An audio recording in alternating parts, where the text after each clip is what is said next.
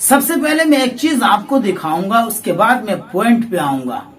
آپ جہاں بھی ہو اور جہاں کے بھی رہنے والے ہو، آپ نے پاگل کتا تو دیکھا ہی ہوگا، اور ہندوستان میں سب سے بڑا پاگل کتا کس کو کاٹا ہے میں وہ آج آپ کو بتانے والا ہوں۔ تو چلیے میں آپ کو بتا دیتا ہوں کہ ہندوستان میں سب سے بڑا پاگل کتا جس کو کاٹا ہے وہ یہ ہے، یہ دیکھ رہے ہیں، یہ وسیم رضوی ہے۔ اب میں ایسا کیوں کہہ رہا ہوں میں وہ بھی آپ کو بتا دیتا ہوں۔ یہ ایک قرآن کریم لانچ کیا ہے، اور اس کا کہنا ہے کہ قرآن کریم کے اندر کچھ آیتیں ایسی تھی جس کی وجہ سے دنیا کے اندر فساد ہو رہا تھا۔ نعوذ باللہ، یہ ملعون شخص، یہ لعنتی شخص۔ بھائی میں یہ پوچھنا چاہتا ہوں کہ آپ کو اتنا نالج کہاں سے گیا؟ بھائی آپ نے کس یونیورسٹی سے پڑھا ہے، اور آپ کو کس نے بتا دیا کہ قرآن کریم کے اندر اس طرح کی آیتیں ہیں جس کو نکال دیا جائے؟ اور یہ مسلم پرسنل لا بورڈ کو بھی بھیجنے والے، آپ دیکھ سکتے ہیں یہاں پہ۔ بھائی میں ان سے پوچھنا چاہتا ہوں کہ آپ کو نالج آیا کہاں سے؟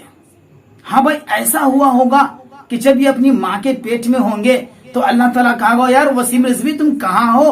ادھر قرآن کریم کے اندر دیکھو کیسی کیسی آیتیں نازل کی جا رہی ہے، اور تم اپنی ماں کے پیٹ میں ہو، چلو نکلو باہر، نکلو باہر، نکلو اور جا کے قرآن کریم کو درست کرو۔ ہاں بھائی اب میں پوائنٹ پہ آتا ہوں۔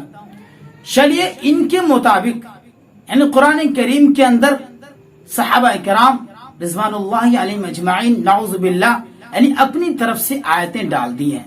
حضرت ابوبکر صدیق رضی اللہ تعالی عنہ، حضرت عمر، حضرت عثمان غنی رضی اللہ تعالی عنہ، حضرت علی رضی اللہ تعالی عنہ، یعنی ان کا کہنا ہے کہ ان چاروں نے مل کر قرآن کریم کے اندر ایسی آیتیں سیٹ کی ہے کہ جس کی وجہ سے دنیا کے اندر ایک فساد سا برپا ہو گیا ہے۔ میں ان سے پوچھنا چاہتا ہوں کہ بھائی آپ زیادہ معتبر شخص ہیں یا ہمارے صحابہ کرام رضوان اللہ علیہم اجمعین؟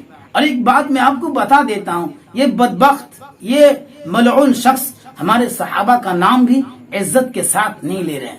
اس سے پتا چلتا ہے کہ یہ کتنا کمینہ اور بغض و عداوت والا ہے۔ اور مجھے یہ بھی معلوم ہے اور آپ کو بھی معلوم ہوگا کہ ان کی کون پشت پناہی کر رہا ہے۔ سب سے بڑا سوال ہم ان سے یہ کرنا چاہتے ہیں کہ بھائی یہ بتاؤ کہ آپ سب سے زیادہ معتبر ہو یا ہمارے صحابہ کرام رضوان اللہ علیہم اجمعین معتبر ہیں؟ چلیے ہم تھوڑی دیر کے لیے یعنی آپ کے کہنے کے مطابق کہ صحابہ کرام نے اپنی طرف سے کچھ اس میں اضافہ کر دیا ہے، لیکن اور بھی تو صحابہ کرام تھے، کیا وہ اس طرح کی حرکت دے کر خاموش بیٹھتے؟ اور آج سے نہیں 1400 سال سے لے کر آج تک بہت سے علماء کرام اور صحابہ کرام نے قرآن کریم کی تلاوت کی ہے، کیا تم اس سے زیادہ نالج رکھنے والے ہو؟ کیا ان مسلمانوں کی اور ان صحابہ کرام کی غیرت ماری گئی تھی؟ او بدبخت، تم یہ کان کھول کے سن لو، تم جو یہ نام و نمود کے لیے کر رہے ہو ایک دن تمہیں سپاٹا بجے گا، اور جب سپاٹا بجے گا تو تم کہو گے یار او میں نے کیا کیا یار، مجھ سے ایسا نہیں کرنا چاہیے، لیکن اس دن تم کو کوئی کام نہیں آئے گا۔ اب میں قرآن کریم کی تھوڑی سی تاریخ بتاتا ہوں۔ دیکھیے یہ قرآن کریم کی جو یہ قرآن کریم ہے یہ ہو بہو ویسا ہی ہے جیسا کہ اللہ تعالیٰ نے اپنے نبی محمد رسول اللہ صلی اللہ علیہ وسلم پر نازل کیا تھا۔ اس میں ذرہ برابر بھی کوئی فرق نہیں ہے، کیونکہ خود اللہ تبارک و تعالیٰ نے قرآن کریم کے اندر ارشاد فرما دیا انا نحن نزلنا الذکر و انا لہو لحافظون، کہ ہم نے قرآن کریم کو خود ہی نازل کیا ہے اور ہم اس کی خود ہی حفاظت کرنے والے ہیں۔ ارے بھائی تم کون حفاظت کرنے والے ہو؟ یہاں تو میرا رب ہی حفاظت کرنے والا ہے۔ دوسری بات یہ ہے کہ اتنے صحابہ کرام اس دنیا سے گزر چکے، کسی نے آج تک بھی انگلی نہیں اٹھائی۔ کیوں؟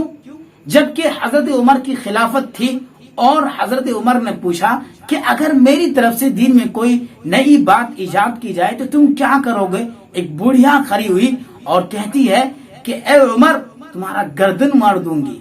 اب بتائیے اتنے غیرت مند انسان تھے اور اس نے بھی کبھی اس بات کی نکیر نہیں کی کہ تم نے قرآن کریم کے اندر اپنی طرف سے کچھ ملا دیا۔ تو پھر تم کیسے کہتے ہو یار؟ اور پھر قرآن کریم کے اندر اللہ تبارک و تعالیٰ نے یہ بھی کہہ دیا رضی اللہ عنہم ورضوا عنہ، یعنی صحابہ کرام کو پروانہ دے دیا کہ اللہ ان سے راضی ہے اور یہ بھی اللہ سے راضی ہیں۔ اب ایک ہی بات سمجھ میں آتی ہے کہ تمہاری کوئی پشت پناہی کر رہا ہے اور تم یہ سب ایک سازش کے تحت کر رہے ہو۔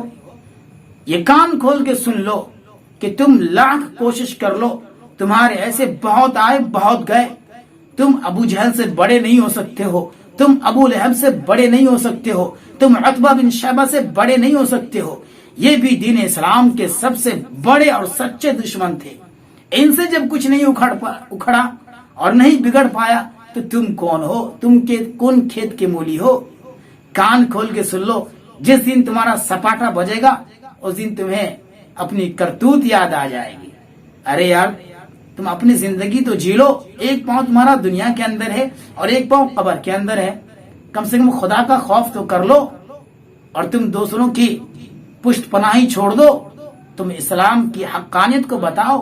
ارے تمہیں پتہ ہی نہیں ہوگا یار اسلام کی حقانیت، تو تم بتاؤ گے کیا؟ تم بتاؤ گے کیا؟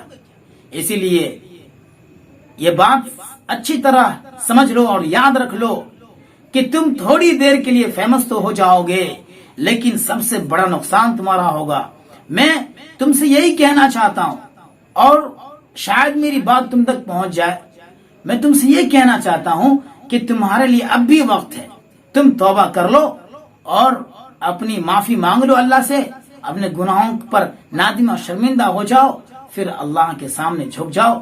اللہ بڑا غفور ہے اور بار بار معاف کرنے والا ہے اور معافی کو پسند بھی کرتا ہے، تو اللہ تعالیٰ تمہیں یقیناً تمہیں معاف کر دیں گے اور پھر سے تمہیں وہ مقام وہ رتبہ عطا کر